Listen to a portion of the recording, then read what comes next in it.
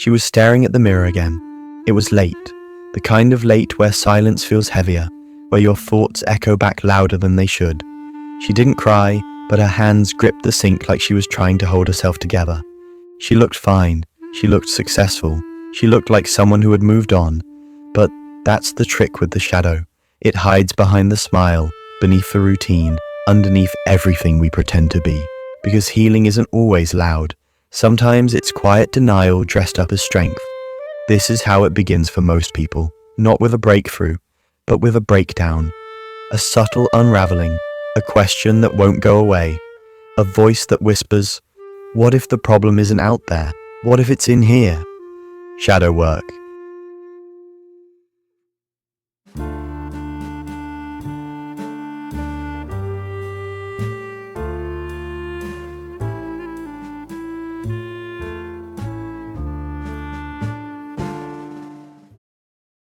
Shadow work. It sounds mystical, maybe even a little dramatic, but it's one of the most psychologically profound paths a human being can take. And here's the truth, most people will never take it, not because they can't, but because they won't dare look inside long enough to see what's really there. Carl Jung, the depth psychologist who first coined the term the shadow, believed that every person carries a hidden part of themselves, a side that contains everything we've rejected, repressed, denied, or feared, and that if we don't face it, it will control us, quietly, constantly. Think about it. Have you ever overreacted to something small, like someone's tone of voice, and later thought, that wasn't me? Or maybe you've had moments where you self-sabotaged, pushed away something good, or fell into a cycle you swore you'd escaped. That wasn't random. That was your shadow at work. The shadow isn't evil. It isn't something to get rid of. It's a part of you, born the moment you learned what parts of yourself were acceptable and which ones needed to be hidden. As children, we're all told in subtle and overt ways, don't cry like that, don't act too excited, don't speak too much, be good, be nice, be quiet. So we buried things, anger, desire, shame, creativity, even love. Shadow work is the process of going back and unburying those parts, not to relive the pain, but to reintegrate the self, to become whole again. But here's what they don't tell you. Shadow work is not glamorous. It's not sitting with crystals and incense, asking the universe for peace. It's sitting in silence, while your mind shows you everything you've spent years running from. And yet, this is where freedom begins. Because until you see your shadow, you can't stop it from running your life. Jung once said, one does not become enlightened by imagining figures of light, but by making the darkness conscious. That's the essence of shadow work. It's not a self-help hack. It's a confrontation with your deepest truths. So, where do you start? The first step is awareness. Not dramatic, not mystical, just brutally honest awareness. Start by noticing your triggers. Every time you overreact to someone or something, ask, what part of me is being threatened? Not your ego, deeper than that. Your identity, your worth, your place in the world. Write it down, not for answers but for clarity, because the shadow doesn't live in your to-do list. It lives in the recurring emotions that you refuse to process. Second, practice radical self-honesty. We all tell ourselves stories to feel safe. I'm always the victim. I don't need anyone. I'm fine. I've moved on. Shadow work asks, who would you be without that story? And that's terrifying, because our identities are often built from our wounds. To let go of the story is to let go of the person we think we are. Next, confront projections. Jung believed that what we hate in others is often what we refuse to see in ourselves. That jealousy, resentment, irritation, they're not always about the other person. They're reflections, mirrors. Shadow work is about noticing those moments and saying, what part of this is about me? Now, here's the paradox. The shadow isn't just the dark, it's also the gold.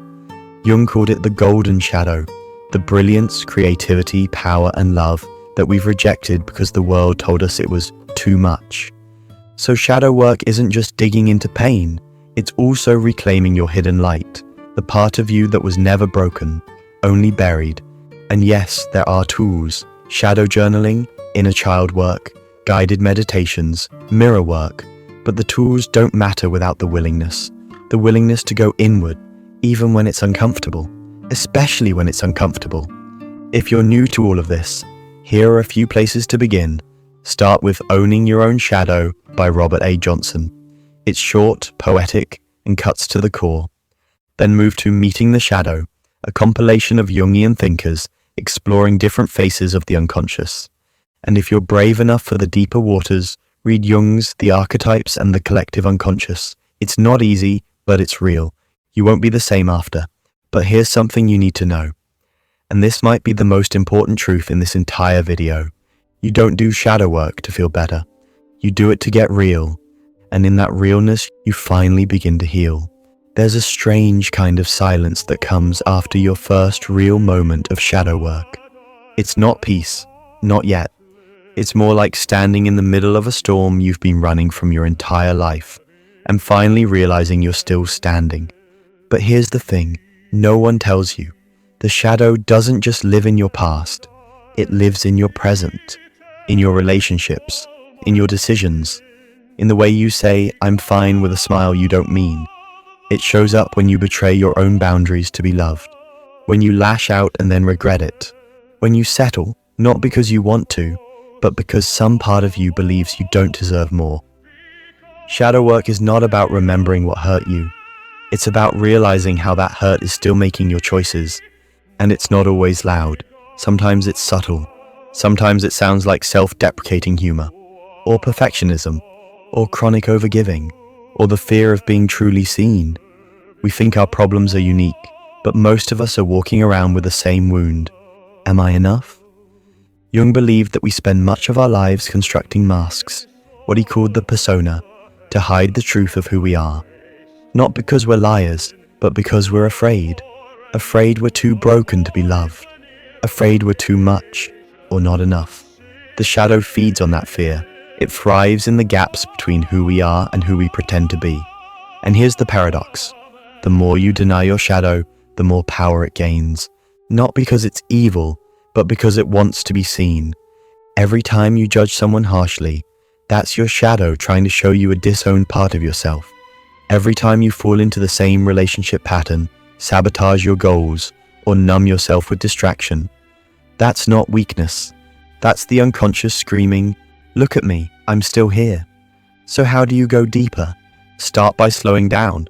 We live in a world obsessed with speed, with progress, with moving on. But the unconscious doesn't operate on speed. It operates on presence.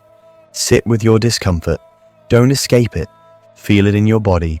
Write down what comes up. Ask questions like, what am I really afraid of here? What part of me have I abandoned? Whose voice is in my head when I say I'm not good enough? And then, wait. Because the shadow doesn't respond to force. It responds to honesty. If you want to go even deeper, try writing a letter. Not to your ex, not to your parents, not to the world, but to the part of yourself you've spent years ignoring. The scared child, the angry teenager, the exhausted adult. Let them speak. Shadow work is not about fixing yourself. It's about facing yourself. With honesty, with gentleness, with no more pretending. But here's something crucial to understand. Do not do this work alone forever. Yes, you can begin alone. But the deeper you go, the more important it becomes to have someone hold space. A therapist, a coach, a friend who can listen without judgment. Because shadow work isn't linear. You will revisit the same wounds again and again, but each time with more clarity, more courage, more compassion, and you'll begin to notice subtle changes. You'll pause before reacting. You'll speak what you actually feel, even when it's hard. You'll stop abandoning yourself just to be accepted. You'll see the masks, and you'll choose whether to wear them. This is what Jung meant by individuation, the journey of becoming your whole self, not just the version that smiles in public, but the one that cries in private, the one that rages, the one that dreams, because wholeness isn't perfection, it's truth, and truth, no matter how dark, is what sets you free. Now let me leave you with something practical, a path forward. Track your emotional spikes. What made you angry, jealous, defensive, or ashamed? Write it down. Name the part of you reacting. Is it your wounded child, your abandoned artist, your inner critic. Naming it gives it form. Sit with that part. Don't argue, just listen. Let it speak through journaling or meditation. Give it compassion. You don't have to agree with it. Just witness it. That alone is powerful. Choose differently, not because you're trying to be better, but because you're trying to be whole. And if you want to keep learning, keep going deeper. Return to the books I mentioned earlier, but also consider The Shadow Effect by Debbie Ford, Romancing the Shadow by Connie Zweig. And if you're ready for something raw, try Women Who Run with the Wolves by Clarissa Pinkola Estes. It's mythic, it's ancient, and it will change how you see yourself. But remember, no book will save you. No quote, no video. Because the only person who can meet your shadow is you.